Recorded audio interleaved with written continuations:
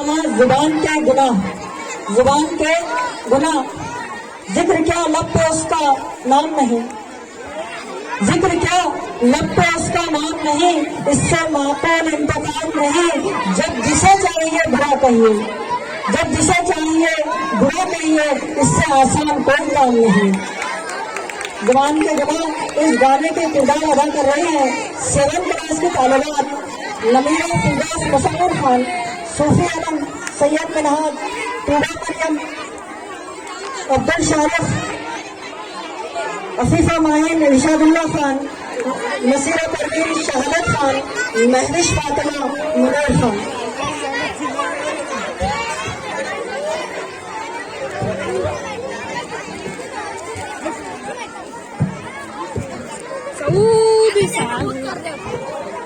अरे हमारे धक्का देते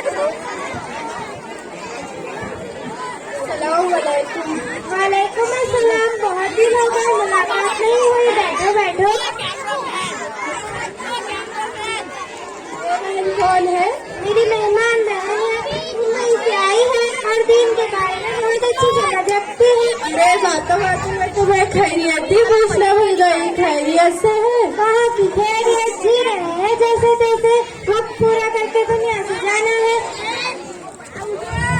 अरे अब्बा जान, अल्लाह ने आपको क्या कर दिया है? शादाबाद घर दिया, बेटे की भी अच्छी नौकरी है, चांद जैसी खिदमतगार बहू है, और क्या चाहिए? तुम चुप रहो, मेरा मुंह ना खुलवाओ। कैसी बहू, कैसा बेटा, उनको तो बूढ़े लोगों की जरूरत का एहसास नहीं है। कैसी तबीयत है, किस हाल में है, क्या खा रहे हैं, किसी को फिक्र नहीं।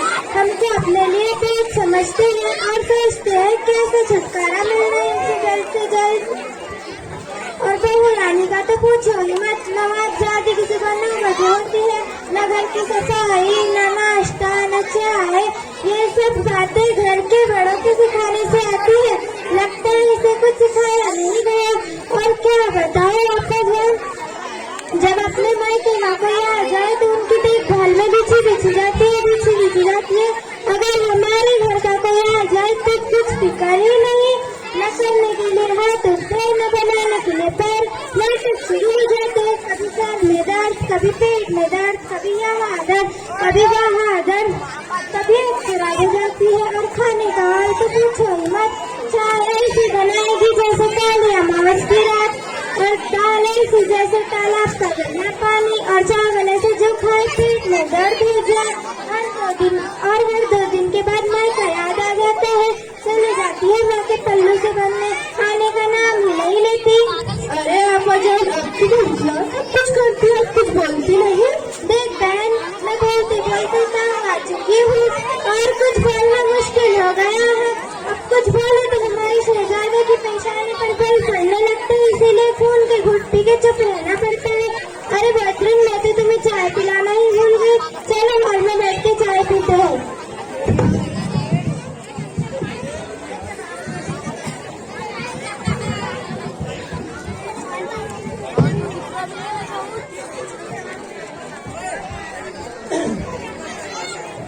तो भगवान देखें, एक सबक आमोज गाना है, बात ना करें। अस्सलामुअलैकुम। वालेकुम अस्सलाम। बैठो। कैसी हो बहन? क्या बताऊँ, ठीक भी हो ठीक नहीं भी हो। अरे ये कैसी दरमियान की बात कर रही हो? क्या बताऊँ, जब तक सास का साया सर पर मुसल्लत है तब तक चैन कहाँ। अरे सुमैया, तुम कितनी खुशकिस्मत हो, तुम्हारे सर पर सास का साया है। नजमा, क्या खुशकिस्मती की रट लगा रखी हो, भला वो भी कभी चैन से रह सकता है जिसकी मेरी जैसी सास हो। एक बात पूछूं? हाँ पूछो। औरतों की तारीख में सबसे खुशकिस्मत औरत कौन है, तुम्हें मालूम है? नहीं। वो सारे इंसानों की माँ हजरत हव्वा अलैहिस्सलाम है। वो क्यों? क्योंकि इनकी कोई सास नंद नहीं थी। अरे सुमैया, तुम अपनी सास से इतनी परेशान क्यों हो? वो सास नहीं, परेशानियों का घर है। जब देखो नाक चढ़ाए मुसल्लत रहती है। मैं खाना खाऊं तो परेशानी, मैं उठूं तो परेशानी, मैं बैठूं तो परेशानी, मैं सोऊं तो परेशानी, मैं कुछ बोलूं तो गुस्सा, मैं कुछ ना बोलूं तो मगरूर, मेरे हर काम पे नुक्ताचीनी, हिम्मत अफजाई के बोल बोल कर भी ना सुनो। अब तुम ही बताओ मैं इसे क्या नाम दे सकती? सुनाओ। क्या बताओ, मुझे तो जरा भी चैन नहीं है। मेरी तलाकशुदा नंद है, दिनों रात मेरा सर पका रखा है। मैं तो बांधी ही बन के रह गई हूँ। उसकी भी हिम्मत नहीं, उसके बच्चों की भी। वरना कोई अलग, ये अच्छा नहीं, वो अच्छा नहीं। हर वक्त मुझे ताने सुनने को मिलते हैं। डबल डबल खाना पकाना पड़ता है। अभी मैं नाश्ता बनाने में लगी ही थी, मेरा हजम भी नहीं होता। ननद और उसके बच्चे सारा बना बनाया खाना साफ कर जाते हैं। अगर मुझे खाना खाना हो तो फिर से बनाना पड़ता है। यह बच्चा कुछ मेरे हिस्से में आता है। अरे सुमैया, ये कौन है? मैं तो पूछना ही भूल गई। ये रुकैया आंटी है, मुंबई से आई है। 2-3 दिन के लिए यहाँ रुक रही है। दीन के बारे में बड़ी अच्छी समझ रखती है और पढ़ी लिखी बहन है।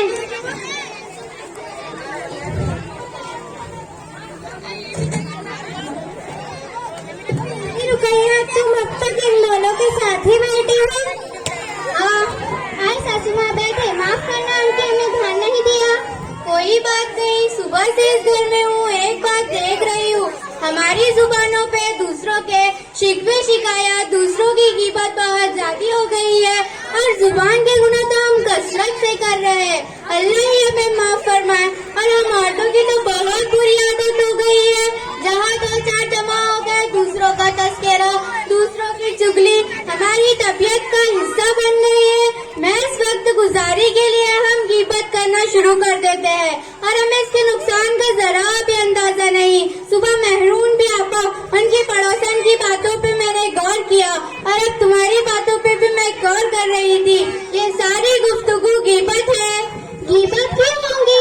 हम तो जो हकीकत ही नहीं कह रहे थे, कुछ गलत तो नहीं कहा? हाँ, अरे मेरी बहनों, सुनो तो सही। गिबत कहती उसे है जिसकी तुम गिबत कर रही हो, उसकी पीठ पीछे बुराई बयान करना।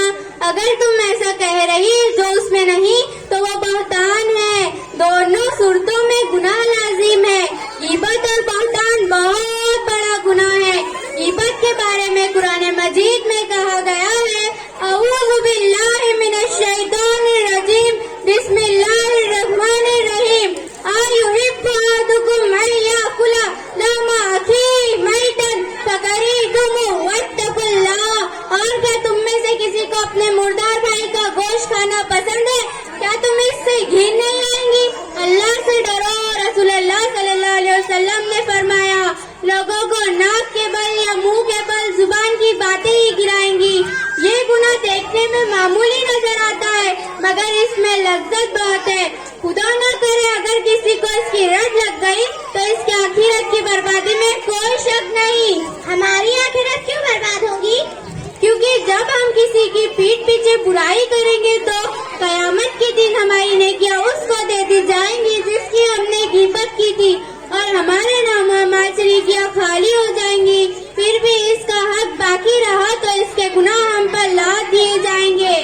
अरे मेरी प्यारी बहन, तुम्हारी गुफ्तगू सुनकर मुझे एहसास हुआ कि मैं कितनी बड़ी गलती में मुब्तला थी और इतने बड़े गुनाह को ज़बान का चटकारा और वक्त गुजारे का जरिया समझती। मैं वादा करती हूँ आइंदा से कभी भी किसी की पीठ पीछे बुराई नहीं करूँगी और किसी को बुरा भला नहीं कहूँगी। रुकैया आंटी, अल्लाह आप पे जज़ाए खैर दे। आपने तो आंखों पर लगी पट्टी ही खोल दी। हमें तो पता ही नहीं था कि ये भी एक गुनाह है। मैं वादा करती हूँ आइंदा से कभी किसी की पीठ पीछे बुराई नहीं बोलूंगी। मुझे एहसास हुआ। जज़ाकल्लाह खैर रुकैया, तुम्हारा बहुत बहुत शुक्रिया कि तुमने हमें इतने बड़े गुनाह से बचाया। मगर एक बात बताओ, हमने तो बहुत से लोगों की गिबत की है और पीठ पीछे बुरा भला कहा है। अब हम क्या करें? सबसे पहले अल्लाह से तौबा करो, फिर उससे माफी मांगो जिसकी आपने गिबत की थी। सासू माँ, हमें माफ कर दीजिए। हमने आपकी पीठ